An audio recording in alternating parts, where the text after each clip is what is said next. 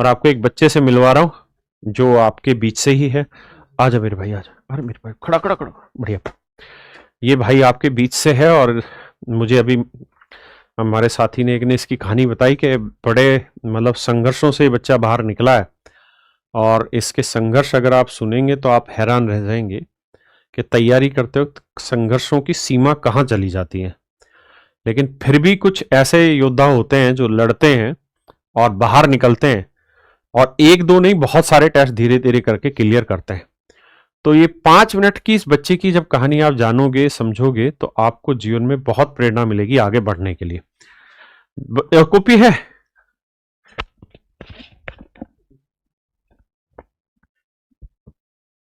अब बता बेटा तू, ये मिठाई मुझे दे दे। हाथ में अब पकड़ लो बता। सर, हाथ में पकड़ लो। हाँ, हाथ में पकड़ ले, कान में रख ले, जैसे तुझे ठीक लगे। इसको पकड़ना। नमस्ते सर। ये सबसे पहले सर, ये मैंने अपनी पढ़ाई स्टार्ट की थी, हम्म। वो मैं गांव के ही एक स्कूल से पढ़ा था, पास में ही कहाँ गांव। नाम बताओ और कहाँ का रहने वाला है? मैं एटा से हूँ, मेरा गांव रशीदपुर खालसा है। रसीदपुर खालसा। खालसा, हाँ। हम्म। तो मैंने अपनी पढ़ाई स्टार्ट की थी, वो एक गांव के पास स्कूल था, राधा वल्लभ इंटर कॉलेज। हाँ। तो वहीं से की थी। हम्म। 2018 में मैंने हाई स्कूल की थी। हम्म। और 2018 में ही हम्म। कुछ हाई स्कूल की, उसके कुछ महीनों बाद मेरी मुझसे बड़ी सिस्टर थी, वो ख़त्म हो गई थी। अच्छा। हाँ, और उसके 2 महीने बाद मेरे पापा का एक्सीडेंट हो गया था। हाँ। तो पापा ख़त्म हो गए थे। अच्छा। तो फिर मुझे लगा था कि ये अब कब की बात है? जे नवंबर 2018। अच्छा, नवंबर 2018। फिर उसके बाद मुझे लगा कि अब पढ़ाई नहीं हो पाएगी। हम्म। तो फिर मैं 2019 में जॉब करने चला गया था, कहाँ पे? सहारनपुर। सहारनपुर में? अच्छा। हम्म। ये तो फिर उल्टी डायरेक्शन पड़ गई। अब मैं एटा एटा के मैं रहने वाला था, लेकिन सहारनपुर जॉब करने गया था वहाँ पे। क्या काम करता था वहाँ?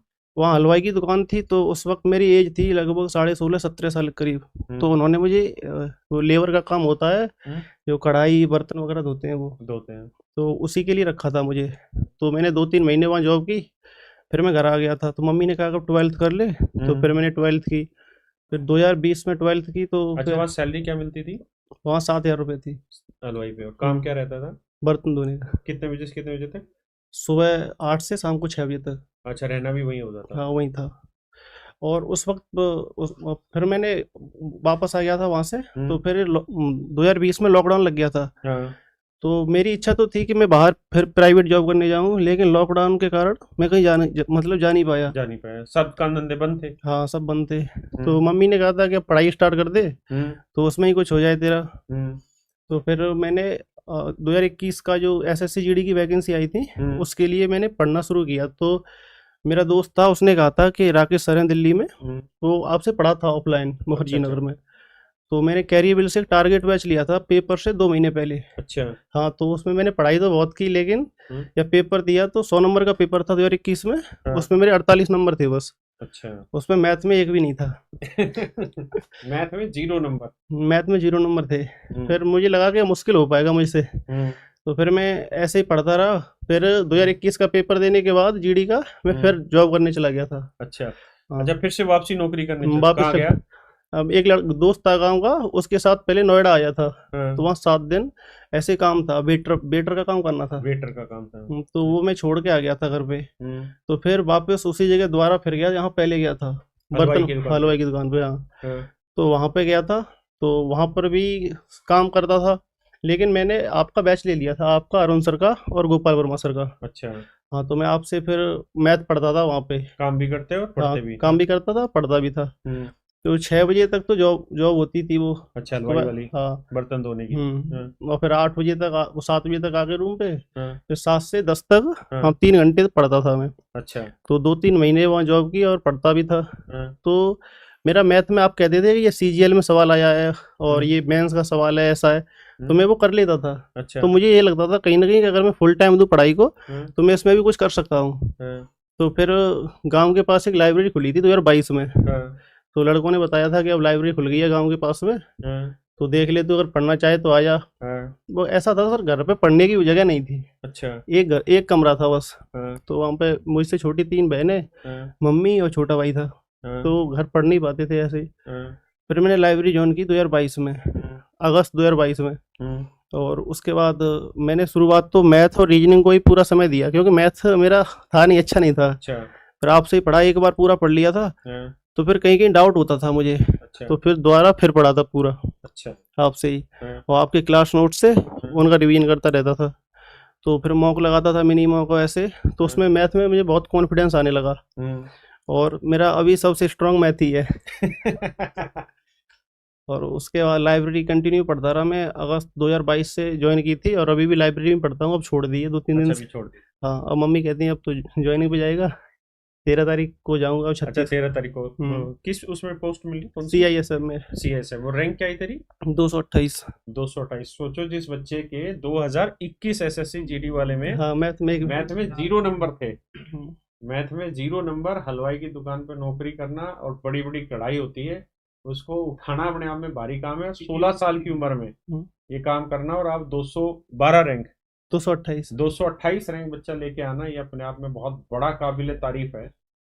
और च अभी इसका सीपीयू मेंस भी है। हाँ, सीपीयू सीपीयू प्री में, क्लियर हो हाँ, गया, प्री सीपीयू क्लियर मेंस हो गया, हाँ, अब मैं 8 मार्च में मार्च होगा, को। हाँ। 8 मार्च को। और यूपी पुलिस यूपी भी। पुलिस भी क्लियर हो गया, उसमें अच्छा। 230 नंबर है। अच्छा, यूपी पुलिस भी क्लियर हो हाँ, और ये 3 पेपर, और ये सीजीएल का फर्स्ट अटेम्प्ट था, गया। हाँ, तो उसमें 140 नंबर हैं, क्लियर नहीं हो पाया, हाँ। पर अगली बार उसी के लिए प्रयास करूँगा पूरी, मतलब सीजीएल में कितने? 140। 140, हाँ। 140 तो अच्छे नंबर है। हाँ, कोई नहीं, इस बार करता रहेगा मेहनत तो सीजीएल निकल जाएगा। 140 नंबर बहुत बच्चों के नहीं आते, बहुत बच्चे उस लाइन में ही नहीं है कि 140 की रेंज में भी पहुंचे। जबकि इस बार जेनुअनली अगर बात करें तो 140 से नीचे ही कट ऑफ हो जाना था, लेकिन कुछ ना कुछ गड़बड़ियां हुई जिसकी वजह से सीजीएल में कट ऑफ इतनी गई। लेकिन सच में इस बच्चे के डेडिकेशन को हम जैसे लोग क्या ही कह सकते हैं कि मतलब जो बच्चा 0 नंबर मैथ में लेके आया 2021 में, और 2023 में, ये 2023 का था ना या 2024 का था ये हाँ, जीडी? ये 2023-24। 24 में हुआ था ये। हुँ, तो देखो 2024 वाले इस जीडी में ये बच्चा 228वीं रैंक लेके आ रहा है, ये अपने आप में सच में बहुत बड़ी चीज है। एक बच्चा पूछ रहा है सहारनपुर में कहाँ नौकरी कर रहा था हलवाई दुकान? एक जनता स्वीट्स हाउस थी उसमें। जनता स्वीट्स हाउस में। हाँ, एक रेलवे स्टेशन के थोड़ी दूर है वो, 1-2 2-3 किलोमीटर दूर होगा। अच्छा, तो 16 साल की उम्र में तू चला गया कमाने। चल, वो तेरी तो परिस्थितियां ऐसी थी कि सिस्टर गुजर गई, उसके 2 महीने बाद फादर साहब हाँ, गुजर गए, तो घर में कोई कमाने वाला नहीं था। हाँ। लेकिन बहुत सारे ऐसे ढक्कन हैं जो मतलब परिस्थितियों से हार जाते हैं। तू अगर कुछ बता पाए कि तुझे कौन सी ऐसी चीज थी जो मोटिवेट करती थी कि हलवाई की दुकान पे सुबह 8 से 6 बजे तक काम करना और उसके बाद फिर 3 घंटे पढ़ना, वो भी ऑनलाइन, और वो भी वो बच्चा जिसके मैथ में 0 नंबर है।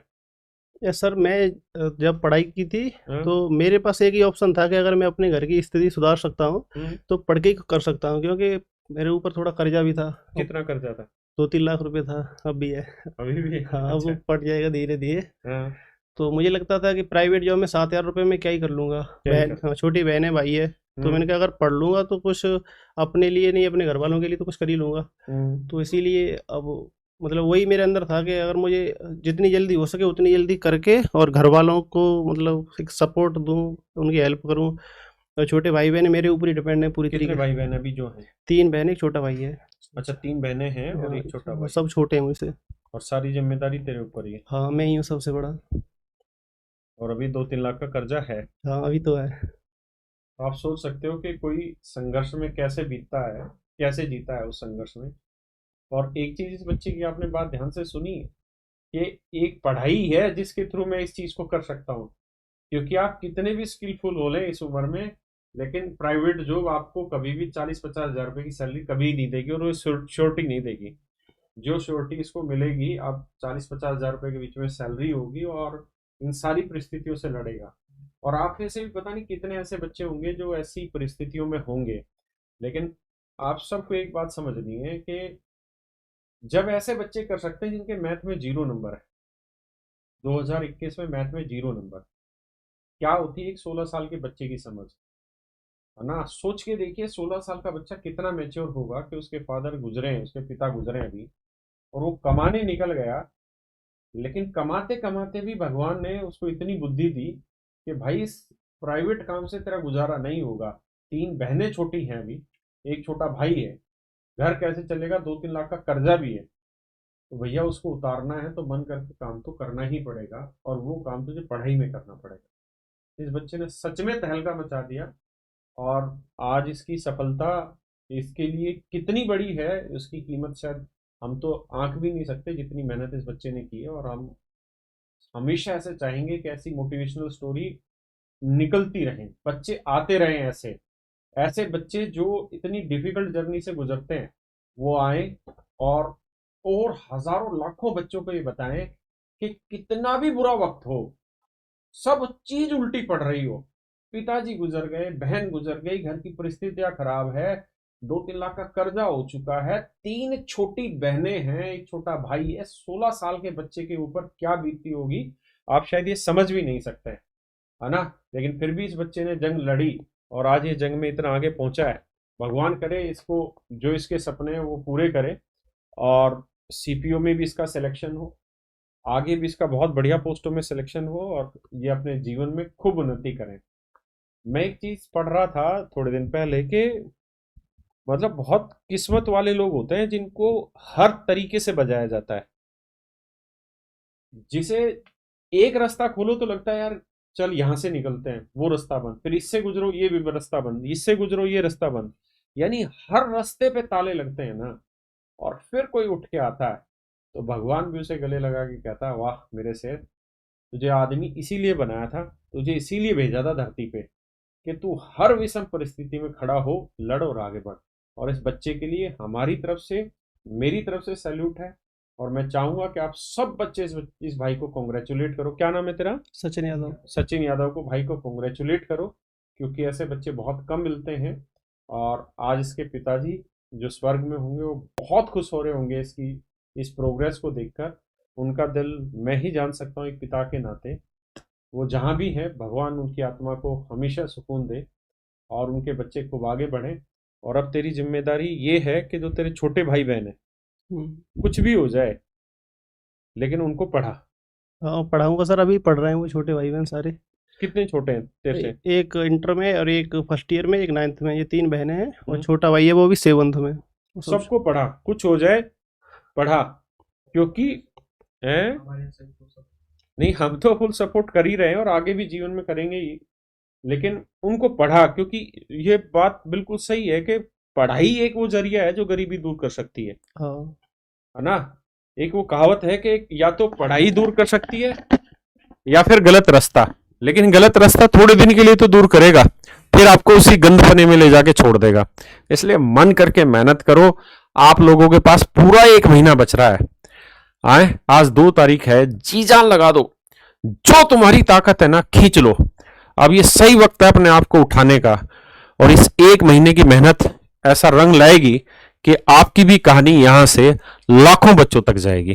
तो थैंक यू मेरे बच्चों, आप सभी को भी और इस बच्चे को भी। और पकड़िए बेटा, ये पहला बच्चा है जिसको मेरा मन बहुत ज्यादा कर रहा है खिलाने का। मिठाई इसका हक ज्यादा बनता है, हमारा हक नहीं है, क्योंकि यही वो बच्चे हैं जिनकी वजह से हम लोग जिंदा है। वही दराज खोलियो, पहले इधर वाली जहां पे तो खड़ा है। लियो। हम्म हम्म वही गड्डी होगी लेकिन। और मेरी तरफ से इस बच्चे की जो ये स्ट्रगल की कहानी है, मैं इसको सिर्फ इसलिए अप्रिशिएट कर रहा हूं ताकि जो भाई ऐसे बाउंडर में फंसे हुए हैं वो उठे। वही तो इसको पकड़ना बेटो, और वो मेहनत करें, आगे बढ़े। मेरी तरफ से इस बच्चे को 10,000 रुपए इनाम है, सिर्फ इसलिए क्योंकि इसने जिस स्ट्रगल से ही अपने आप को बाहर लाया है ना, वो स्ट्रगल बहुत लोगों की औकात नहीं है। आपने भी देखा होगा सोशल मीडिया पे बहुत लोग अपना जीवन छोड़ देते हैं, त्याग कर देते हैं, लेकिन एक 16 साल का बच्चा खड़ा होता है और आग लगाता है दुनिया के, मेहनत करता है। 2021 में मैथ में 0 नंबर थे और अब 228वीं रैंक लेके आए। और अभी मैथ में कितने नंबर आए? तो एक गलत हो गया था सर गलती से। चल भगवान बढ़ा करे और आगे बढ़, जिंदगी में कामयाब होता रहे, जरूर आगे बढ़ेगा। और मन मुताबिक काम करो, खींच के ले मीटर। ठीक है बेटा। मैं आपसे पढ़ता था सर, तो मैं कहता था कि मेरी जॉब लगे ना लगे, मैं एक अच्छा आदमी जरूर बन जाऊंगा, क्योंकि आप क्लास में ऐसी कहानी सुनाते रहते थे और कहते कि ईमानदारी की राह पे चलो। और मैं आराम-आराम से पढ़ता रहता था। मुझे ये था कि अगर मैं पढ़ूँगा ईमानदारी से तो कहीं न कहीं अगर सरकारी नौकरी नहीं लगेगी तो मैं एक अच्छा आदमी तो बन ही जाऊँगा और प्राइवेट में कुछ कर लूँगा अच्छा, लेकिन करूँगा ईमानदारी से ही। तो पढ़ाई भी मैंने ईमानदारी से कंटिन्यू की है और जिस दिन से मतलब पढ़ा हूँ, लाइब्रेरी जॉइन की थी अगस्त में और कंटिन्यू रखी है मैंने, ना कभी छुट्टी की ना कोई की, क्योंकि मुझे पता था कि मेरा बेस बहुत कमज़ोर है। अगर लापरवाही करूँगा तो पीछे रह जाऊँगा। तो बस और एक सीधी सी बात है यार, जिस परिस्थिति में आप हो ना, उससे बाहर निकलने का केवल एक ही रास्ता है मेरे भाई, और वो है पढ़ाई। जी जान से पढ़ाई, दम लगा के पढ़ाई, जितनी तुम में ताकत है ना, झोंक दो इस 1 महीने को, देखना इसका परिणाम एक ना एक दिन जरूर आएगा और यहीं पर आप खड़े होंगे। और आप भी अपनी बातों से और हजारों लाखों बच्चों को मोटिवेट कर रहे हो। मैं इस बच्चे को सैल्यूट करता हूं, इसकी मेहनत को, जो 16 साल की उम्र में कमाने निकल गया और वहां से पढ़ाई की इसने सोची। थैंक यू मेरे बच्चे, थैंक यू तुझे। गले मिल भाई, नहीं तो अच्छा बच्चा है, भगवान आगे बढ़ाए तुझे। थैंक यू मेरे बच्चों, आप सभी को भी।